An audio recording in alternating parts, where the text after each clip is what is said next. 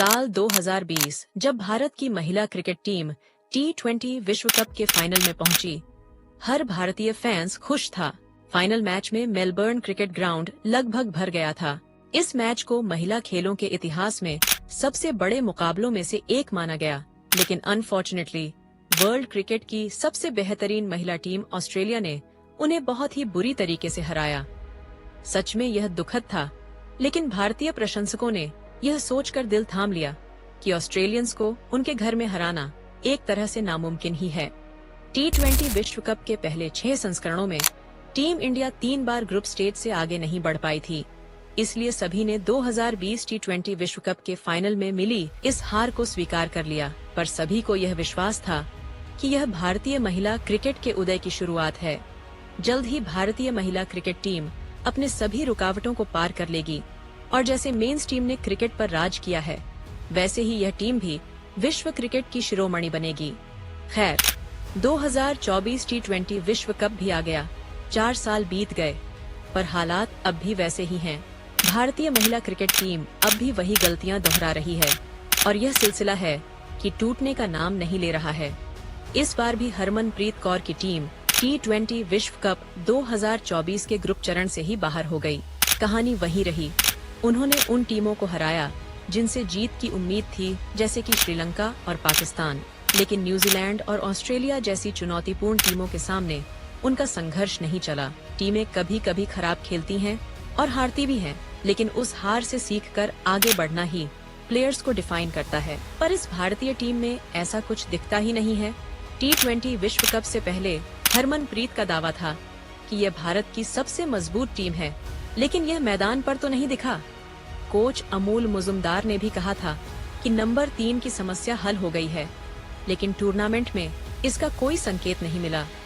ये भारतीय team paper पर तो बहुत मजबूत थी, पर मैदान पर वैसा प्रदर्शन नहीं कर पाई। अब सवाल ये है कि क्या भारतीय टीम अपनी कमियों को सुधार पाएगी? शेफाली वर्मा के आउट होने का तरीका 2019 में उनके डेब्यू के बाद से नहीं बदला है। थोड़े बड़े शॉट्स, कोई स्ट्राइक रोटेशन नहीं और फिर स्थिति को समझने में नाकाम रहकर फील्डर को कैच दे देना।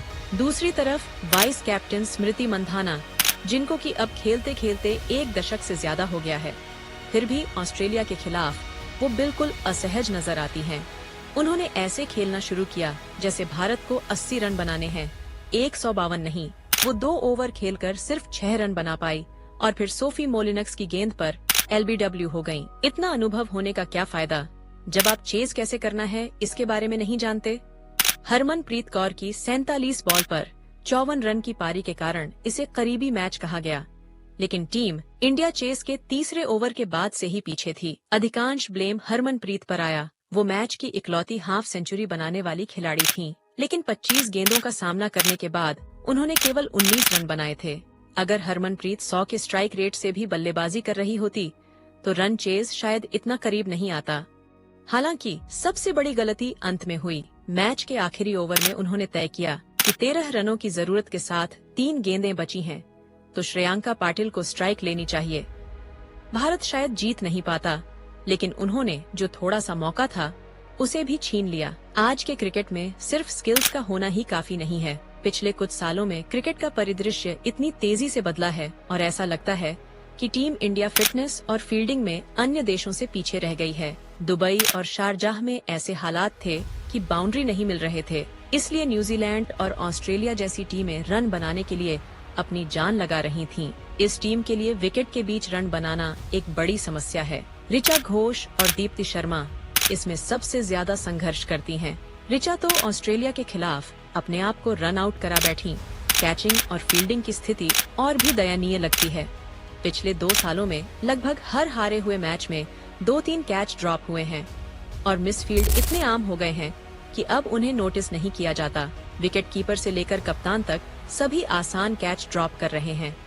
इन 2 मुद्दों पर पहले से ही चर्चा हो रही है, लेकिन सुधार के कोई संकेत नहीं मिल रहे हैं। महिला T20 विश्व कप शुरू होने से पहले ये तय नहीं था कि भारत का नंबर 3 बल्लेबाज कौन होगा, और टूर्नामेंट खत्म होने के बाद हमें अभी भी नहीं पता। 2 मैचों में हरमनप्रीत कौर ने नंबर 3 पर बल्लेबाजी की और बाकी मैचों में जेमिमा रॉड्रिग्स ने इस स्थान पर बल्लेबाजी की। यह किस तरह की योजना है? इसके अलावा हर मैच में टीम इंडिया ने केवल 5 मुख्य बल्लेबाजों के साथ खेला। 6 से 11 नंबर पर बल्लेबाजों का सर्वोच्च स्कोर ऑस्ट्रेलिया के खिलाफ पूजा वस्त्राकर का 6 गेंदों में 9 रन था। अगर बल्लेबाजों को आउट होने का डर है तो वे कैसे अटैकिंग गेम खेलेंगे? एस संजना ने 2 मैचों में पूजा वस्त्राकर के चोटिल होने के बाद उनकी जगह ली और उन्होंने एक गेंद का सामना किया और कोई गेंद नहीं फेंकी। यास्तिका भाटिया को नंबर 3 पर आजमाने के लिए क्यों नहीं चुना गया, जिससे न केवल बल्लेबाजी को लंबा किया जा सके बल्कि यह सुनिश्चित किया जा सके कि हर कोई अपनी पसंद के अनुसार बल्लेबाजी करे और फिर 5 गेंदबाजी का विकल्प हो। अगर आप अपनी सर्वश्रेष्ठ और सबसे संतुलित 11 के बारे में निश्चित नहीं हैं, तो आप ऑस्ट्रेलिया, न्यूजीलैंड, दक्षिण अफ्रीका, वेस्ट इंडीज और इंग्लैंड के साथ कैसे टक्कर ले सकते हैं? भारतीय महिला क्रिकेट टीम 24 अक्टूबर से अहमदाबाद में न्यूजीलैंड के खिलाफ 3 मैचों की वनडे सीरीज में मैदान पर उतरेगी, लेकिन उनकी कप्तान हरमनप्रीत कौर का भविष्य 2026 में अगले T20 विश्व कप के लिए अनिश्चित लगता है। 35 वर्षीय हरमनप्रीत 2026 में 37 साल की हो जाएंगी और यह उम्मीद की जा सकती है कि स्मृति मंदाना टीम की कप्तानी करेंगी। लेकिन भारत को हरमनप्रीत जैसी प्रतिभाशाली बल्लेबाज की जरूरत है, जिसका अभी घरेलू क्रिकेट में कोई विकल्प नहीं है। भारत को दोनों व्हाइट बॉल फॉर्मेट के लिए अपनी टीम तैयार करनी होगी, जिसमें यह बात ध्यान में रखकर कि 2025 में अगला वनडे विश्व कप भारत में होगा। कोच मुजुमदार को इस बात का ध्यान रखना होगा, क्योंकि आईसीसी महिला वनडे चैंपियनशिप के वर्तमान चक्र में भारत ने शीर्ष 10 टीमों में से सबसे कम वनडे मैच खेले हैं। क्या वे इस विश्व कप में की गई गलती को दोहराएंगे? यह तो समय ही बताएगा।